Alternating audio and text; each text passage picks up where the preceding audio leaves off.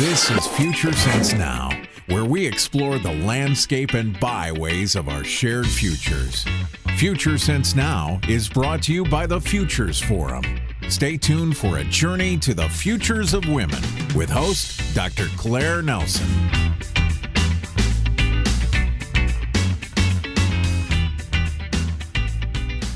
Greetings and welcome to Future Sense Now, an online e-magazine of the Futures Forum.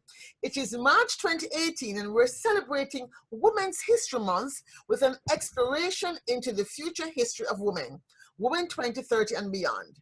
Well, why 2030? Well, as we know, the United Nations Sustainable Development Goal number 5 speaks specifically to the development and inclusion of women. In Providential's prospectus, a trend report on what women futurists are watching for 2018, we found out that women futurists were saying they see the trend of women seeking elected leadership, starting their own businesses and organizations increasing. They also talked about increasing trend in the use of technology and artificial intelligence. And so this is why I'm delighted that in this segment, I will be speaking with DEEPA NAIK, and she will correct me if I pronounce her name incorrectly, who is a technologist, educator, and as she calls herself, an explorer in the space of technology. She has worked with the IT industry and technology world and has found that immensely satisfying. For over 2 decades, she has held various technology and senior management roles as a technical architect, web developer, project and portfolio manager, and a technology leader, leading teams to explore new technology. In this regard, equipped with her bachelor's in science and master's in computer applications and effective management, she is a co-founder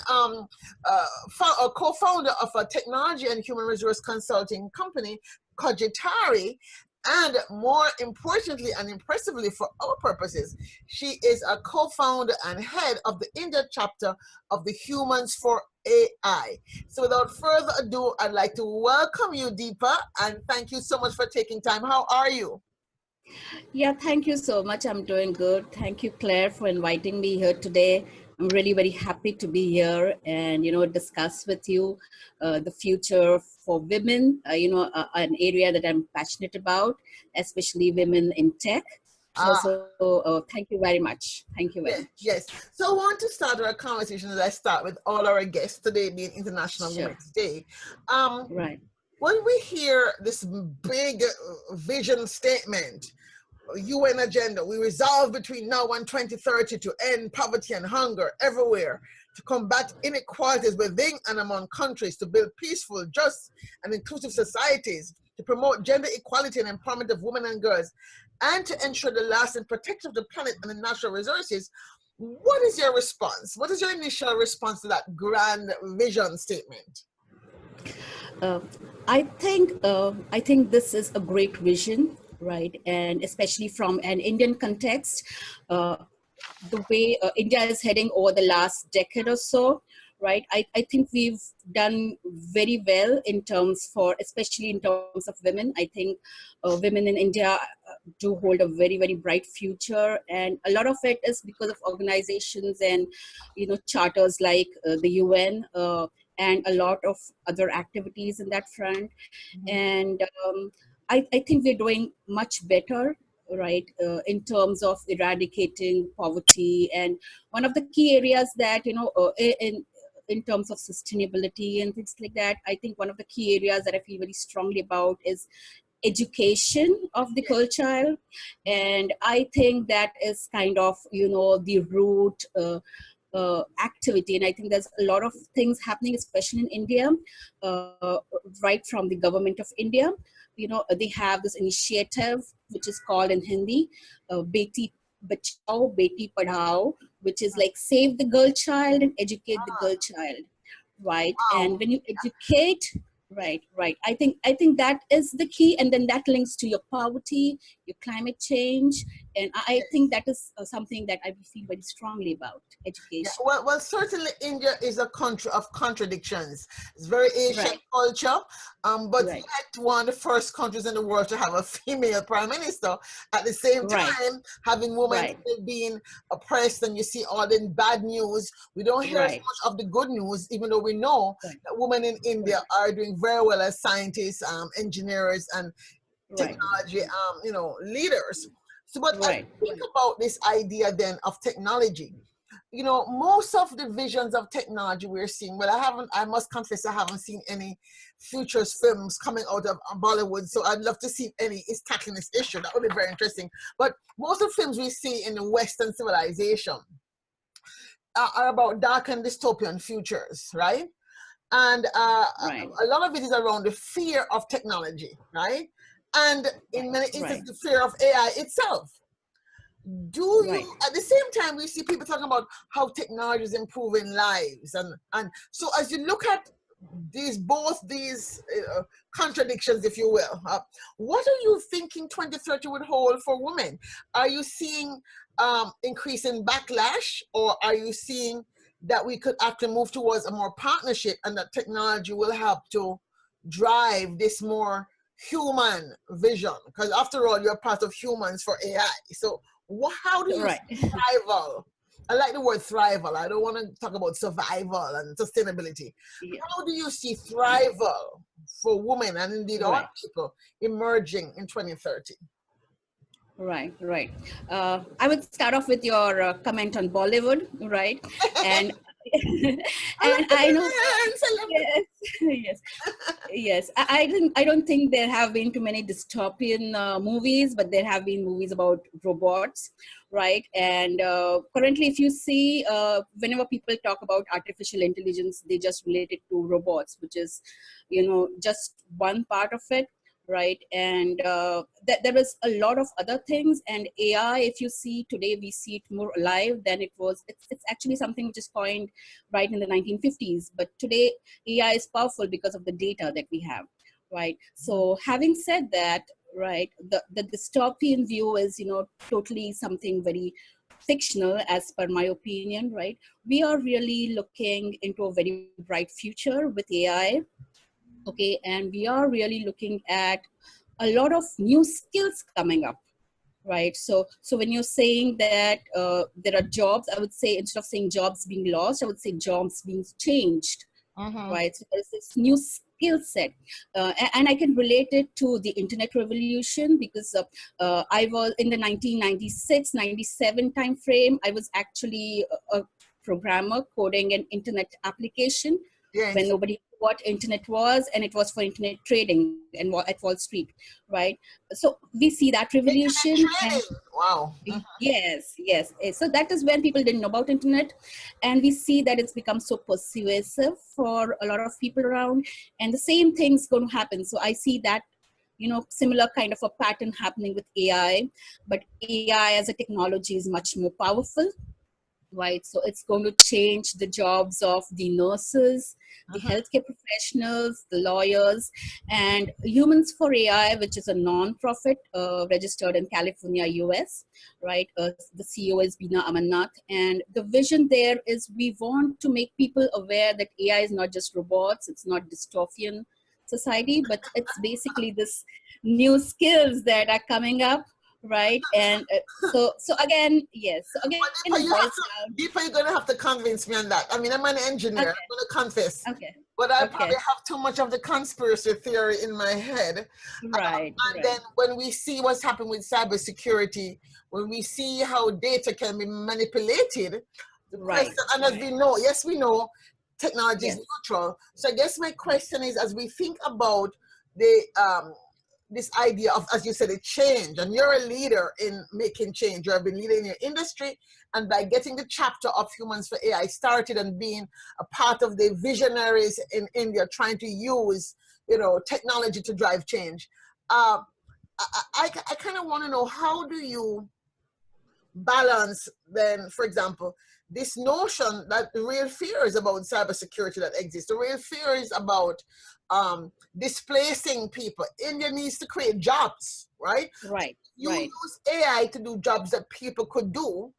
Are you going to have a one-for-one exchange, or are you going to be displacing more people? And I know you have to move forward. You can't remain backward. But my point is, how are you treating that tension? Because your company indeed, in fact, is supporting organizations in the public and private sector to Right. use technology to be more efficient and effective. And India is way ahead in terms of Yes. using data for money cards and all kind of things. So help me see how you balance these two things. How do you do it? Right, right. Speaking about the company that I'm co-founder of, which is in the HR right space and the AI space, right? What's going to happen is going forward, as we see a lot of automation happening and jobs getting displaced, change, so there's going to be a more and more focus on the soft skills. Right, so that's going to be as you get more and more activities automated, it's going to be more of the people interaction that's going to be the differentiator for businesses. Right, for example, if you're looking at chatbots trying to make sale as a conversational commerce, right? I mean, basically you're on the internet and you're trying to converse with a chatbot, right? That kind of a thing. So the quality of conversation that you have is something, the interaction that you have, that's going to, drive the way the things change, right? So that is, yes. But And Deepa, I think, yes. but Deepa, this chatbot, for example, we know that India has a lot of young women coming out of engineering schools and technology schools in India have found jobs in the service sector being the quote unquote the human bot. Is it fair to replace these jobs that women are having to be in the service sector with chatbots? So I mean, should we, just because we can, should we? How is it going to further displace women who are only now getting into the workforce? Of course, right. The point that I would make here is who really configures or builds the chatbot, right? We know a machine cannot have an original thought, right? So we as humans have to teach them, right? Just as we teach a kid and, going to school in the nursery, right? And if the way we teach, so it's the human that teaches the machine, right? So if it's a chatbot, that has to be configured. So if it has to be a banking chatbot, it will be a banking professional who has to know enough AI, who has to get the new set of skills, right? So that it's able to get in more sales and more conversion, right? So AI is not, right now AI is viewed more as a technology kind of a product. It's not that. It's basically for all the accountants, the bankers, the lawyers, the nurses, right, to start using it. So it is going to be a platform where the other people from other domains have to come in, right? And it is where the soft skills also will play a much more important role than they do today. Yeah. So and I see that your company also is working in the area of emotional intelligence. So when you think about soft skills, one of the things I've been hearing about in the last couple of months of doing research is this idea of the Athena principle that says skills that women have and the men who think like them are going to be, as you said, the differentiator. How from a culture, most of what we get, right, in this part of the world is a very Western perspective. But from a very Asian perspective, how does the culture of Indian society view this? Is it still the same or is it different based on, let's say, the way women's roles and women's skill sets have been thought over the years? How would you interpret this? Yes, I think the perception of women in India, that's changing drastically over the last, 2 decades or more. We are a young country, just 70 years into independence. And as you pointed out, we've had an Indian Prime Minister, a lady Prime Minister. Our current defense minister is a lady, right? So I think the perception is changing. And if you look at India, I look at the rate of growth that we have and the change that is happening within India. I think I look at it as 3 factors. The 3 DDT I call it. First is the demography, right? The second is the democracy, and third is the technology, right? So as a demography, if you see, we have a sizable women population. Okay, as a country, we are 1.3 billion today, and we are forecasted to surpass China in 2024, right? So India is going to surpass. Wait. And Wait. Please repeat that.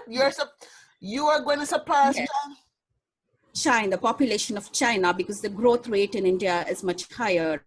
So Wow. 2024, yes, 2024 is predicted that, India will be, right now we are number 2 in population, China is number 1, right? So after 2024, we will be, so it's populous, highly populous.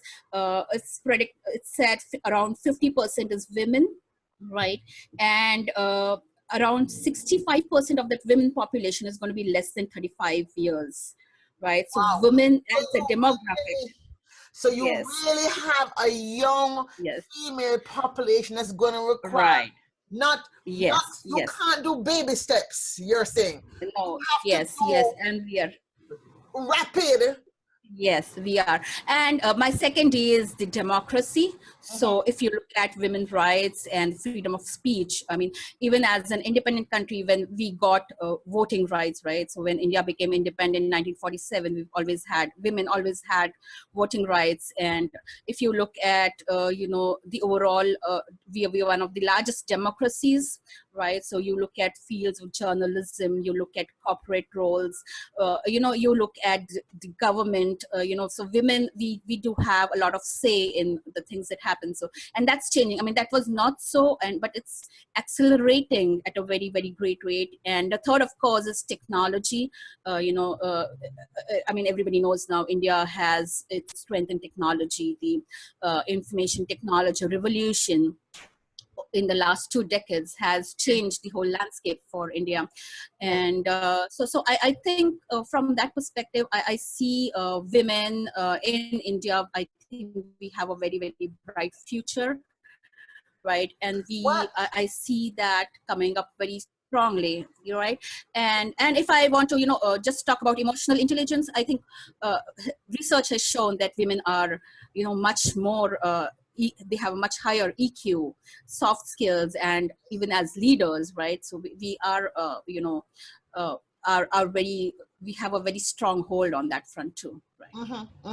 Wow. Well, right. I mean, you really, when you put it that way, when you think about the numbers that are at stake, the number of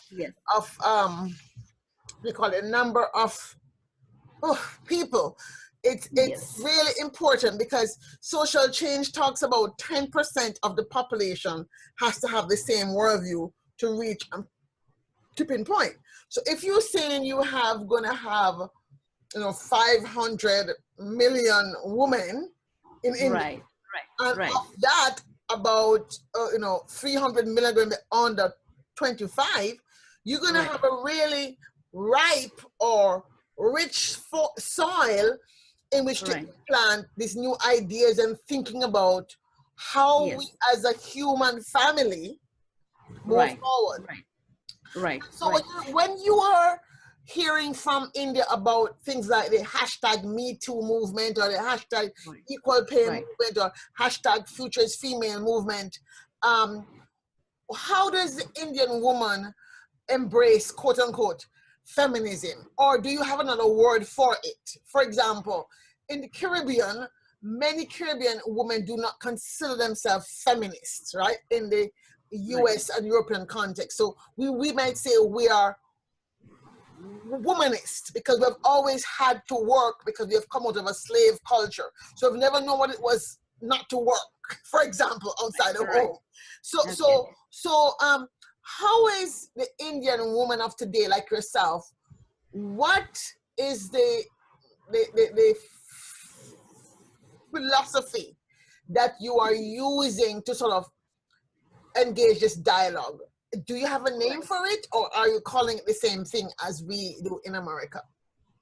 Yeah, thanks to globalization and technology and social media, I think feminism and the Me Too movement and all that is we actually share the same space as far as India is concerned.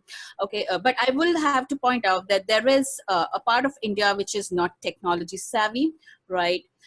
So if you're looking at people who maybe are not educated, or who are in the poverty, or not not having accessibility to the computer or technology, right? So that is a segment that is there, which may not be relating so much to these movements, but by and large, I think feminism and the ideas in the Western world and the social media movement that we've had, right? So that is But I'm related. And curious. I also want to, yes, yes, I want to add, yeah, Claire, I want to add one more thing. I am also part of another women group called She Rose, right? Heroes with an S, She Rose, Yes. right? So this has been around 4 or 5 years ago, and when I initially joined, we were like just 100 people, and we're like women entrepreneurs, more of networking. But today it's like touching more than 100,000 women, right? That we have a technology platform there, and it's not a technology, it's just all women. Women try to build up their own business, women trying to network. There's also a counseling channel on the app, right? So there is a sizable population who has access to smartphones. The smartphone revolution, there is this company called Reliance, and they have come up with free phones, right? So there is a lot of, so there is this population which has accessibility to Facebook, right, to the smartphone, to data, right? And we're all in this world together, but there is some population which is still not. But that I think is the divide that is there, and I think the government is taking steps, right? For example, the Prime Minister Modi in February, that is just last month, has opened a center for artificial intelligence for a social cause, right? It's headquartered in Mumbai, and it is right. So I think there is government taking steps to reduce the divide, but by and large, I think we are all on the same page as far as feminism and the social cause. I want to kind of dig deeper into this, even though it wasn't originally my thought, because I'm so excited to have somebody from India, which, as I said, for me, yes, it's a young country, but it's an Asian culture. The Rig Veda, I'm probably pronouncing the name wrong, has been around for hundreds of years. That's great. I'm so happy that you know the Rig Veda. So you're talking about your context of time, for example, is a very different cycle of time. We're talking about 100,000 year cycles of time. So for you, future is not the same as people in the West, which is like 5 and 10 years. For you, it could be like 100 years. Like China is very much into long-term thinking. And so, as I'm hearing you, in futures, sometimes we think about, as we're trying to construct this future, and you being a woman leader in India in your technology space and being passionate about empowerment as you are, as you start to look at technology being a driver, right? But beneath the layer of the technology and emotional intelligence is the spiritual intelligence, or the underlying core cosmology that drives the culture. And so when India has always had goddesses, for example, Hindu religion has goddesses. So in a sense, the feminine principle has always had its place. So I'm trying to figure out, how are there people that are, let's say in India, intentionally rethinking that core, let's say, historical spiritual context, and as opposed to adopting the Western feminism, adapting it to create a new thing? Is that what's happening? Or are people that are saying, look, away with the old, we're going to adopt? I mean, what is happening in terms of the cosmology of the belief that's going to drive the change? For the people who, as you say, are not technology savvy folks, for them it has to start first with the belief that things can be different. My take on that, we are a very diverse culture, right? Each state has its own language, right? Food habits are different. And again, there is a lot of diversity in terms of religion, right? And people are very religious. There's a very strong hold. And as you say, Hinduism, which is like one of the most, strongest religion that is around, goddesses are supposed to be very powerful. So the strength and, that aspect is there. Yes. Yes. I mean, you have Christianity, you have some Christianity, there is Muslim, right? So there is this, Yes, yes. And as a people, I think people are religious and a stronghold, but that goes hand in hand with, as I would say, I would again put it down to education. There is more and more awareness about education, maybe because of we have a lot of non-profits working, especially for girl education. And I think, if I remember, there's this quote: if you educate a woman, you're educating a family. And if you're Exactly. educating a girl, you're educating a future. Mhm. I think the focus on education is very strong. I personally believe I'm involved in a lot of educational institutes, but Mhm. and the government feels very strongly. And I think even with different cultures, right? Mhm. People, even the traditional cultures, people want to educate the girl child today, right? Mhm. There may be scenarios in terms of, right, okay, once the girl is married, maybe she's allowed to work or not work. That could be a cultural angle, right? So we still kind of surpassing or bypassing that, but we still see a lot of cultures of, if you're talking of the various states, there's sizable states where women are educated to a graduate or even a postgraduate degree, so that acceptance is there. The need for women to have financial independence is Yes. accepted, Yes. and so those things are kind of pouring in, right? But the religious feelings and the religious sentiments still stay very strong, and they're going hand in hand with what is this new India, or the new women in India, right? And right, so I think that is going hand in hand with. Wow. Well, I mean, certainly, as you said, with such a large population, uh, if Indian women, quote unquote, were to rise up, right? Yes, Obviously, yes, I don't mean all of them, but if 10% of them were to rise up, yes, that yes, would be enough, frankly speaking, to drive a yes, global conversation in a different way. And when, right, especially because you think about Indian population outside of India, right, also is part of the quote unquote the cultural ecosystem. So you could yes, really have a very powerful, um, you could have have a very powerful role to play in yes, coming up with what has to go forward. Because yes, one of the things that we want to think about is this idea of moving beyond, quote unquote, for me anyway, moving beyond feminism as an antidote to the past to a new construct right, that has to say we yes, have to have a balance in order to deal with the very, very, very complex challenges that are facing us in yes, this age of the Anthropocene. And as you think about these global challenges, yes, right? So there are 17 according to the SDGs. In my own research, I talk about 30 global challenges. And one of the challenges for me is how do okay, we share okay, decision making, right? How do we share decision making? What is the yes, right of the minority groups? What is the right of gender? How do we manage AI? Do we even as humans have the capacity to manage all this data? So right, as you think about these global challenges, which one would you pick right. if you had to pick one as a focal point for your work as a leader in kind of advocating change? Which one would you lead around? Okay, actually I would like to There's so pick many. two. Okay. There's so many. Yeah, one thing that, and I think it's actually the same thing, but two ends of the spectrum maybe. One is education of the girl child, and maybe a secondary level education. And I think there is a lot of other groups. For example, if you look at Malala Yousafzai and her fund, if you've heard about the Pakistani Nobel laureate, right?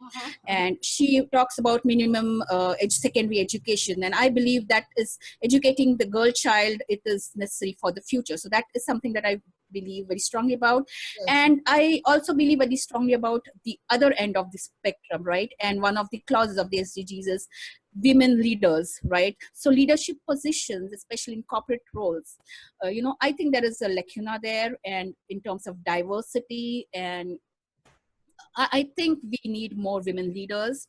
And, as a co-founder of an organization in HR space, I think developing more women leaders, and I think we have more challenges, because what happens is typically we don't have a smooth career path, right? We typically end up taking a break for, family reasons, for motherhood.